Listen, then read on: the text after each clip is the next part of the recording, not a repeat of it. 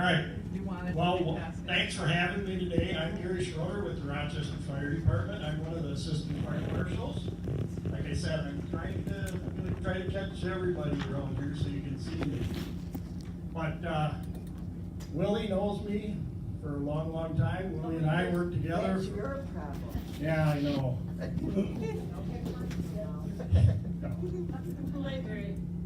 I worked for Mail Plague for 25 years. Oh, you poor thing. Yeah, I know.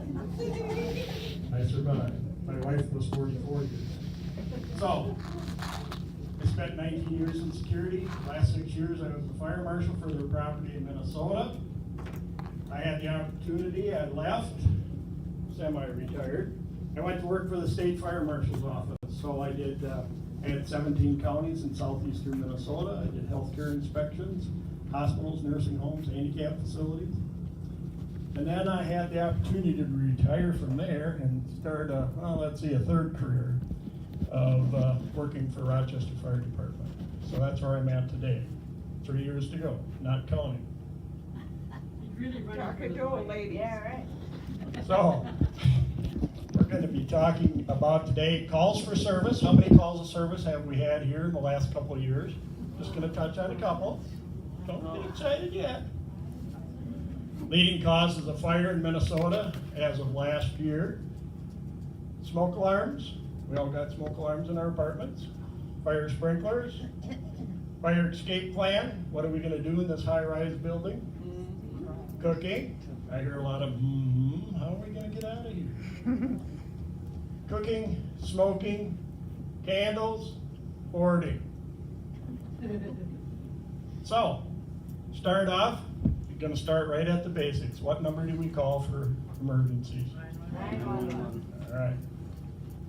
We got to start there because some people don't know. It's hard to believe after all these years of 911, but there are people out there. Calls for service.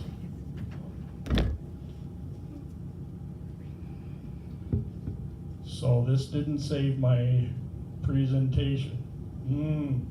Not good. So I can tell you there are this year in 2017 so far we had 32 medicals. We had 14 unintentional fire alarms here, and we had one fire I investigated here. That would be a cooking fire. Again, in 2016, we ran about 48 medicals here. We had around 17 unintentional false alarms, and we had one cooking fire in 2016 as well. Yes, it didn't save any of my stuff. So, I'm kind of bummed here. So the leading cause of fires right today, in 2016 I should say, is cooking fires. It went up to 3 or 4% of all fires in Minnesota are cooking related. We do that every day, 3 times a day, some of us. If you looked at the graph, they do everything, what time of day the fires, and you can see it all revolves around cooking. That's the peaks and valleys. Appliance fires, it dropped, it was like 7.4%. Electrical fires, again, it was down to around 7%. And open flames dropped down to, I want to say like 5-7%. So those have reduced, but cooking fires are still the number leading cause. Most people go, when I ask the question, what's the most common, or what's the most 3 causes of fire? Smoking in bed. Smoking, cooking, candles. Now I'm going to blow your mind away. Men, women, and children. If we took away men, women, and children, we wouldn't have any fires, right? Okay, enough humor for the day. But honestly, if we took those three factors out, we wouldn't have fires. Right. No human intervention. Fire deaths in Rochester, these are current. That one was last March of 2016, the fourplex. Mother and a 2-year-old passed away. That was the unfortunate one that had to sit in the autopsy. So it's fire prevention is dear and dear to my heart, very dear. Okay. 17 so far. Let's find some wood.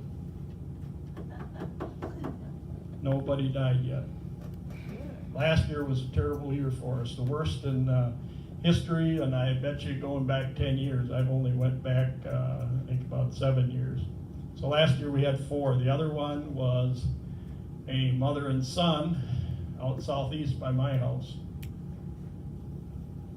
Smoking, non-working smoke alarms. 15 we had 0, 14 we had 0, 13 we had 1, and that was a person on oxygen. Smoking on the couch with oxygen. So, how many people go to casinos? Come on, be honest. We got a few. Thanks for being honest. You're rolling the dice when you sit next to that person on oxygen and with a cigarette. That's not the gambling you want to take, all right? It had to go back into the mid-90s when we had our last fire death before that. Smoke alarms, everybody's got smoke alarms in their apartments, correct? Yeah. Okay, management, you check those? Yep. Oh, yeah. Okay. So all the pictures that you see today will be pictures I have taken out in the field. I'm one of the investigators also for the city of Rochester, so we investigate all fires. This is one fire, middle of the night, about 3 o'clock in the morning. Person was smoking outside earlier in the day, and they put their butts, we'll see it later on, put their butts in an outside plastic container. Well, the wind got right and got that cigarette going again and melted the plastic, which went into the siding of the house. And when I went in to check the smoke alarms, that's the first thing I do, look at the smoke alarms. No battery. Another one, this was a 97-year-old gentleman. His son that was 75 was taking care of him, went to get a haircut. He was smoking in the garage. Again, he thought plastic Walmart bag was a good place to put his cigarette butts. Another one, non-working at all. I mean, no battery, no nothing. And the last one, that one was hardwired in. They didn't like the beeping because they didn't want to replace the battery, so they just unplugged it completely. I'm not making this up, folks. This is real. So smoke alarms are just required in the corridor system of your apartment, outside your bedrooms. All newer apartments now are required to have them inside your bedroom as well. How many people sleep with their door closed to their bedroom at night? He's gonna live. Sleeping with your door, you're gonna be seeing here probably in the next month or so, a lot of public service announcements about sleeping with your door shut. Test once a month. I don't know if management does that here, but if they don't, you should be doing it. And then every 10 years they have to be replaced, the hardwired and battery operated ones. Fire sprinklers, you're in a fire sprinkled building. That's a saving grace here in the high rise. It's required. That's going to buy you time to get out, and we'll talk later about defending in place. So we don't need to evacuate this whole building. So when the fire alarm goes off right now, it's the floor of incident, so wherever the alarm went off, and the floor above, floor below. That's the only ones that are gonna get the alarms, Would you repeat that? okay? It's interesting. Okay, so, the fire alarm system here, so, we're gonna say the fire's on floor 10. The fire alarms are gonna go off there, and it's gonna go off on 11 and on 9th floor. The rest of the building will not be notified. Just because we're sprinkled, and we don't need to evacuate, how many apartments? 151. 151. So if you're up on, what's the top floor here, I'm sorry? 18. 18th floor. So, with fire sprinklers, smoke alarms throughout the rest of the building, we do not need to evacuate the whole building. Okay? Sprinklers are going to do their jobs, put out 99.7% of all fires. They're there to control it, but most of the time, they will put out the fire. So you just need those people on those 3 floors that are affected need to evacuate down at least 1 floor below the last floor that's going off on alarm. So it would be on 8th floor you would evacuate to. You don't need to go all the way out the front door. Fire escape plan, like I was telling you, the fire alarm goes off, 10th floor, 11th and 9th will be also alarmed. So you need to go down to 8th floor and wait for instructions. There's an overhead PA system in here, I believe. So when we arrive, if we need to fully evacuate the building, the fire department you'll hear the announcement over the intercom system if we need to evacuate the whole building. So that's why I just want to make sure that if you are going to keep your garbage or didn't have sometimes like me, don't have the ambition to take it out right away, keep it away from the door at least. What's that? I said you're waiting for your wife. No. I can already tell you that would be a no. I don't know. So if we did have to evacuate the building, where are we going to meet? I don't know that. Okay, so that would be one thing I recommend that you guys, if you have a safety committee or management, you need to find out if we had to evacuate the building and account for everybody, where are we gonna meet, and how is that gonna get accomplished, okay? On the average call, Station 1's your closest fire station. They'll be here within, we roll out the door with less than a minute. That's our rule of thumb. And that's pretty conservative. We're probably out of the door within 30 to 40 seconds of the alarm. Depends if it's Thanksgiving, if they had a lot to eat. But, so they're here within 2 minutes. At least Station 1. Seeing this as a high rise and the community that lives here, we will be responding more than Station 1. Yes, ma'am. We can't walk and everything to get downstairs. What do we do? So Okay. we have a room? So, say the fire is on 10th floor. You're gonna be living on 10th floor today, okay? Okay. So you're on 10th floor. So if the fire is not in your apartment, the best thing for you is to stay in place. Defend in place. You're gonna hear me say that a couple of times today. Defend in place. You have a sprinkler system, and so we have to, that's why we need to have an accountability to know who's in the building yet and where. If not everybody is accounted for, you'll be hearing knocking on the door, if we need to evacuate you, okay? You do that, goes out the window. No, we won't throw you out the window, guaranteed. We will probably use the elevator. We have keys to override the elevator safely. With you pushing the button and you go to a floor, because the elevator will not capture unless the smoke detector right outside in that elevator lobby goes off. we have a key that overrides it. We have to keep pushing the button to go wherever we go. And then when we get to that floor, we have to physically push the open button. If we open that door and we see smoke or fire, the minute we release our finger off that button, the door closes. With you, if you were in there as a function just for normal, that door would open and stay open for 10 to 15 seconds. That could be devastating. So cooking fires, I really want to stress this because we've had 2 cooking fires here within the last 2 years. I was on the last one here in, I want to say March.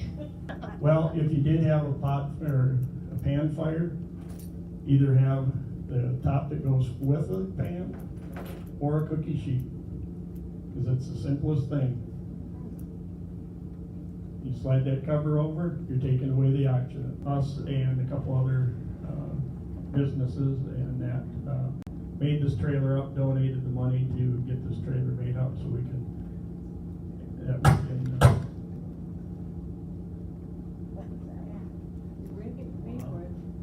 so he's got that fire cooking away.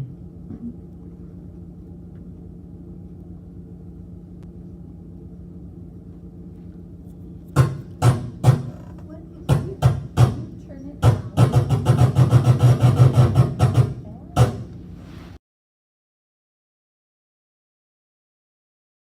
And if you do have matches in your place, other than, how many people burn live candles? There's just stuff I know, stuff. You can use the I like the battery ones. Good. But if you do have matches, keep them out of the way from the kids and stuff and grandkids. Remember, candles have open flames. I finally talked to my wife, so we got, you can go to Costco or wherever, you can buy a 5-pack for around $20, all different sizes. How many still iron? Not if I can help it. So do you plug your iron directly into the wall? So management, I'll follow up with management, so we get some working plans here. And Good luck. there are plans in the works. There's plans in the works, I can tell you, to upgrade the fire alarm system here and stuff, so stay tuned. We're gonna do some renovations, I've heard, so. Out of necessity or out of? Just, they're just being good stewards. The typical fire alarm system, when you get, when I worked for Mayo, we would start looking at a new fire alarm system, getting bids and getting the wheels in motion. As Willie knows, the wheel of motion at Mayo is slow some days, to say the least. So at 17 years, and we'd be happy to get a new fire alarm panel at 21. Because the parts are one thing. If manufacturers, once they start making that piece of equipment, 10 years, all they have to stock parts for. So if the fire alarm system was here, goes down, somebody'd have to be doing fire watch here if they couldn't get parts to get it back up. That's why it's important. So they're proactive. It's a very good thing. Any other questions? So that's the end of my my presentation. Thank you for your attention. And I got little presents for everybody. Yeah, now I got your attention. Yeah, right. So you can have one of each now. Just like the cookies, one of each time.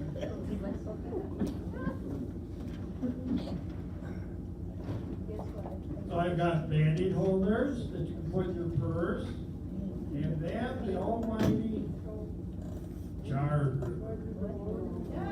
Alright? So, take one of each. I think I got enough for everybody. Thanks again.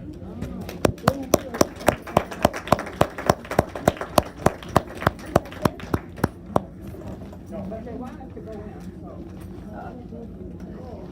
Oh, I know.